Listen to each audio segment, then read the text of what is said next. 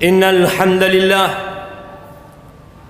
nahmaduhu wa nasta'inuhu wa nastaghfiruh wa na'udzu billahi min shururi anfusina wa sayyiati a'malina. Man yahdillah fala mudilla lahu wa man yudlilhu fala hadiya lahu.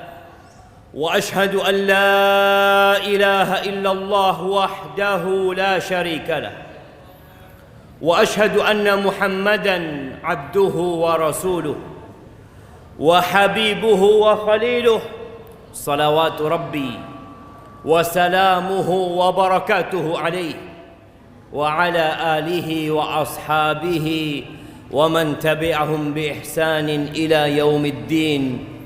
أما بعد، فيا عباد الله أوصيكم ونفسي بتقوى الله فقد فاز المتقون. قال الله تبارك وتعالى في القرآن العظيم: يا أيها الذين آمنوا اتقوا الله حق تقاته ولا تموتن إلا وأنتم مسلمون. Wahai orang-orang yang beriman, berulang kali Allah Jalla Jalaluh memanggil kita di dalam Al-Quranul Karim. Tapi sebagian kita tidak pernah mau memperhatikan panggilan Tuhannya. Sibuk dengan panggilan nafsunya, sibuk dengan keinginan jiwanya. Allah mengatakan, ya ayyuhalladzina amanu, wahai orang-orang yang beriman. Yang tidak beriman, tutup kuping. Karena panggilan ini panggilan istimewa untuk yang beriman. Apa kata Allah? Ittaqullah, bertakwalah kalian kepada Allah haqqa tuqatihi, dengan sebenar-benarnya takwa. Bukan sekedar status yang diupload, bukan sekedar ungkapan di lisan, tapi ketakwaan adalah mengingat Allah selalu dan tidak melupakan, taat dan patuh kepada Sang Pencipta, dan tidak durhaka, bersyukur atas segala nikmat dan tidak kufur. Wala tamutunna illa wa antum muslimun. Dan kata Allah, jangan kalian mati kecuali dalam kondisi Islam. Ahibati fillah, pernahkah kita duduk merenungkan tentang kehidupan ini? Apa perbedaan kita dengan sapi, dengan ayam, dengan kambing, dengan ikan? Apa yang membedakan kita dengan mereka? Kenapa kita ada? Dan kenapa mereka juga ada? Sebagian kita hidup tanpa tahu tujuan hidup. Yang menjadi pemandu hidup dia adalah perut dia dan yang di bawah perut. Ahibati fillah, tatkala Allah Jalla Jalaluh menciptakan manusia, Allah tidak meletakkan manusia itu di bumi ini. Allah letakkan di surga. Allah perkenankan bagi Adam alaihissalam untuk menikmati segala yang ada di surga bersama istrinya Hawa. Ada satu aturan, satu, ketika berada dalam surga. Fala taqraba hadhihi syajarah. Kata Allah, engkau jangan mendekati pohon ini. Semua pohon yang ada di surga, semua buah yang ada di surga, engkau boleh menikmati tanpa engkau khawatir sakit menikmati. Engkau jangan khawatir kelaparan, jangan khawatir merasa jenuh. Tapi ternyata iblis alaihi la'natullah tidak berhenti menggoda Adam alaihissalam dan Hawa. Dan ternyata Adam berhasil digoda. Apa kata iblis kepada Adam? Allah ceritakan di surat Taha, iblis mengatakan, hal adulluka ala syajaratil khuldi wa mulkin la yabla. Adam, maukah engkau aku tunjukkan kepada dirimu pohon khuldi. Khuldi artinya kekekalan dan keabadian. Mau aku tunjukkan kepadamu sebuah pohon yang apabila engkau makan, engkau akan jadi kekal dan abadi. Engkau tidak akan mati. Wa mulkin la yabla. Engkau akan mendapatkan kerajaan yang tidak ada habisnya. Siapa yang tidak ingin, jemaah? Siapa yang tidak mau kekekalan dan keabadian dalam kenikmatan yang selama-lamanya? Padahal pohon itu dilarang sama Allah Azza wa Jalla. Maka kita lihat berapa banyak larangan-larangan Allah yang kita langgar hanya karena bisikan setan. Kita tahu akhir cerita Adam alaihissalam diturunkan dari surga. Tatkala Nabi Adam memakan buah yang katanya buah khuldi, pakaian Nabi Adam terlepas. Istrinya pun terlepas pakaiannya. Mereka jadi telanjang. Akhirnya mereka ambil daun-daun dari surga untuk menutupi diri mereka. Satu dosa yang dilakukan. Apa hukumannya? Diturunkan ke muka bumi. Kita sekarang berulang kali berbuat dosa, tapi nggak ada yang merasakan dosa yang kita lakukan. Kita berbuat dosa sembunyi, tanpa ada yang melihat, padahal Allah Rabbul Alamin senantiasa mengawasi. Dan kita kalau ditanya, kepingin masuk surga? Kepingin masuk surga. Siapa yang tidak menginginkan surga? Tapi jemaah,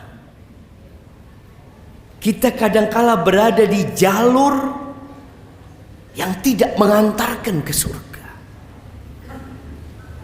Allah Azza wa Jalla berpesan kepada Nabi Adam alaihi salam ketika diturunkan dari surga, yang akhirnya Nabi Adam mati, tidak kekal dan abadi gara-gara makan pohon itu. Yang ada hidup di dalam penjara.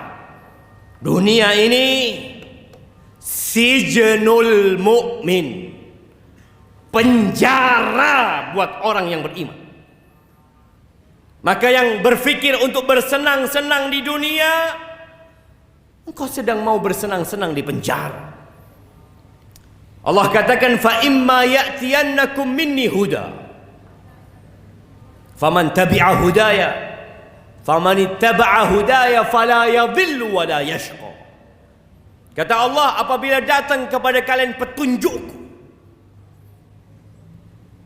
maka yang mengikuti petunjukku, dia tidak akan tersesat dan tidak akan menderita.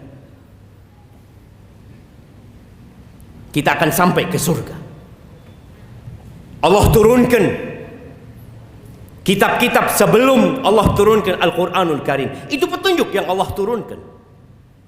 Allah utus nabi-nabinya untuk menjelaskan kepada umat manusia, engkau kepingin ke surga, ini loh kitabnya. Kita pernah melihat peta harta karun yang diperebutkan oleh manusia, mereka ingin mendapatkan, dan Allah turunkan Quran sebagai penutup semua kitab yang ada.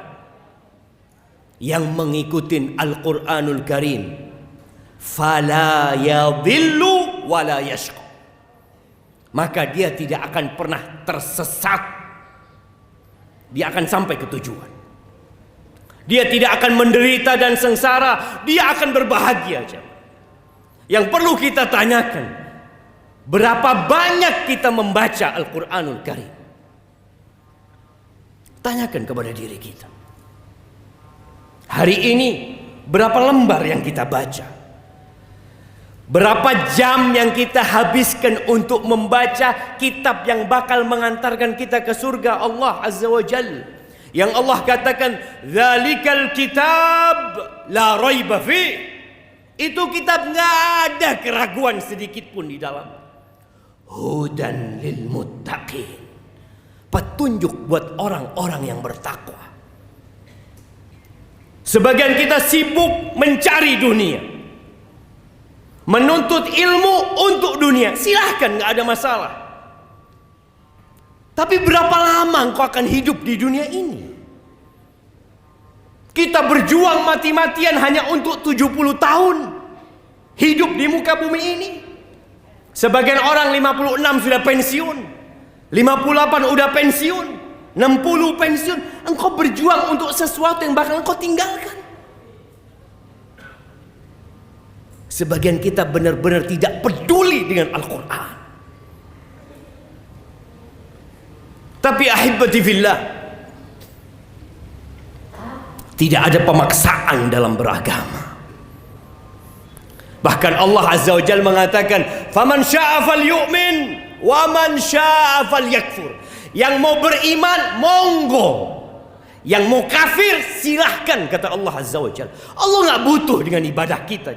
Allah nggak butuh kita datang ke masjid, duduk di saf pertama, capek mendengarkan ceramah. Nggak butuh Allah Azza wa Jalla.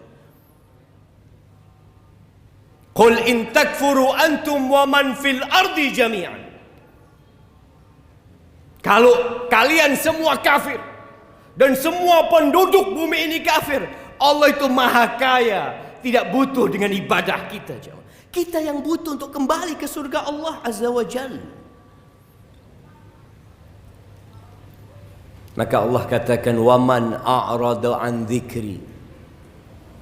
Barang siapa yang berpaling dari peringatanku.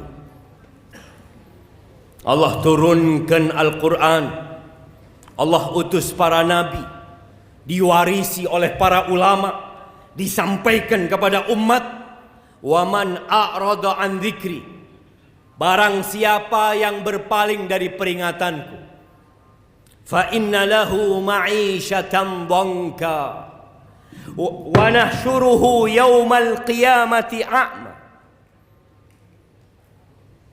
Barang siapa yang berpaling dari peringatanku, maka bagi dia kehidupan yang sengsara, yang sempit, walaupun bergelimang harta. Walaupun dia menjadi pejabat, menjadi orang yang dihormatin masyarakat, tapi ingat, Allah sudah memberikan keputusan, fa inna lahu ma'isyatan dhanka. Sebagian orang berpikir berbahagia dengan harta yang berlimpah ruah. Sebagian berpikir dengan popularitas dia akan berbahagia.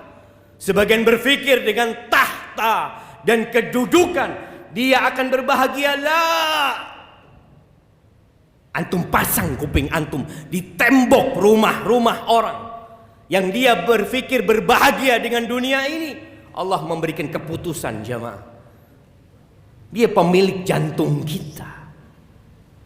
Orang ini akan mendapatkan kehidupan yang sempit, merana hidup. Apa kata Nabi SAW? Man kanatid dunya hammahu. Barang siapa yang dunia menjadi ambisinya, ja'alallahu faqrahu baina 'ainaihi. Allah jadikan kefakiran di antara kedua matanya. Hidup penuh dengan ketakutan. Takut turun dari jabatannya, takut hartanya berkurang, takut popularitasnya hilang, terus sakit jiwanya. WHO menyebutkan bahwa 1 miliar manusia sakit jiwa. Padahal sarana hiburan begitu banyak. Apa penyebabnya? Berpaling dari peringatan Allah Azza wa Jalla. Allah jadikan ketakutan itu di antara kedua matanya. Takut miskin, takut sakit, takut apa yang dia miliki hilang. Wa syattata alaihi syamlah, urusannya dicerai beraikan. Sulit datang ke rumah Allah di awal waktu. Ini Jumat sepekan sekali jamaah. Sejumat sekali. Kita masih punya urusan ini, urusan itu, telat datang ke rumah Allah Azza wa Jalla. Kenapa? Engkau nggak punya waktu? Sedangkan kerja tepat waktu. Datang di awal waktu. Penuh semangat dan energi. Itu hukuman dari Allah Azza wa Jalla. Sulit berbuat ketaatan tatkala orang lain mampu datang di awal waktu. Wasyattata alaihi syamla. Na'udzubillah min dzalik. Dan orang yang berpaling dari peringatan Allah, wa nahsyuruhu yaumal qiyamati a'ma. Hari kiamat tatkala Surabaya ini hancur lebur. Tatkala tidak ada satu gedung pun yang berdiri di tempat ini, tidak pula di muka bumi semuanya, dibangkitkan dalam kondisi telanjang. Tidak ada harta yang dia bawa, pakaian pun tidak punya, alas kaki pun tidak memakai. Dia dikeluarkan dari kuburannya dalam kondisi buta. Dia tidak bisa melihat, dia nabrak sana, nabrak sini, terjatuh. Lalu dia mengatakan, qala rabbi lima hasyartani a'ma. Wahai Rabbku, kenapa engkau bangkitkan aku dalam kondisi buta? Wa qad kuntu basira. Aku bisa ngelihat dulu ketika hidup di dunia. Qala kadzalika atatka ayatuna fanasitaha. Wa kadzalika al-yawma tunsa. Engkau tahu sebabnya? Dulu ketika datang ayat-ayat kami dibacakan kepadamu, engkau abaikan, engkau anggap tidak penting, engkau lupakan, dan hari ini engkau diabaikan. Maka ahibati fillah, kita perlu baca Al-Quran supaya kita tahu jalan yang mengantarkan kita untuk balik ke surga Allah Azza wa Jalla. Aqulu qawli hadha wa astaghfirullah li wa lakum wa li sa'iril mu'minin wal mu'minat fastaghfiruh innahu huwal ghafurur rahim.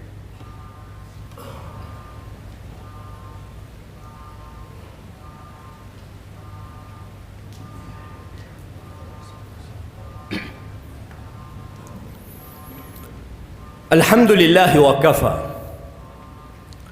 Wassalatu wassalam ala nabiyil mustafa wa ala alihi wa ashabihi wa man iqtafa, amma ba'd. Jamaah rahimakumullah. Dunia ini semakin tua, tapi dia semakin menggoda. 1444 tahun yang lalu Rasulullah sallallahu alaihi wasallam mengatakan, bu'ithu ana was-sa'a kahatain. Aku diutus dengan terjadinya kiamat seperti ini, kata Nabi SAW. Dan 1444 udah berlalu. Tanda-tanda kehancuran semakin terlihat. Di antaranya wa yakharu zina wa yadharu zina. Banyaknya perzinaan. Jemaah, nggak ada alasan ya. Laki-laki berzina nggak ada alasan. Bagaimana dengan nafsu? Apa alasanmu? Allah sudah mengatakan dalam Al-Quranul Karim, fankihu ma taba lakum minan nisa mathna wa thulatha wa ruba'. Fa in khiftum alla ta'dilu fawahida aw ma malakat aymanukum. Allah sudah katakan, nikah.